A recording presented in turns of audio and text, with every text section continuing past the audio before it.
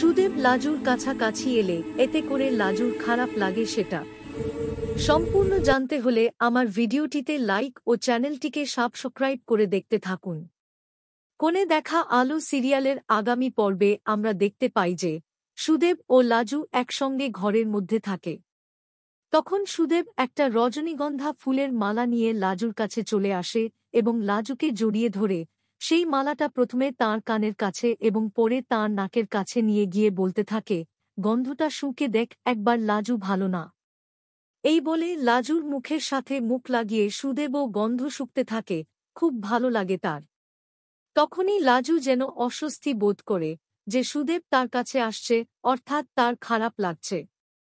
এদিকে তখনই অনুভবও হাঁটতে হাঁটতে চলে আসে এবং এই সবকিছু শুনে বলে ওঠে, লাজু। তো বন্ধুরা, ভিডিওটি কেমন লাগলো অবশ্যই কমেন্টে জানাবেন। ধন্যবাদ।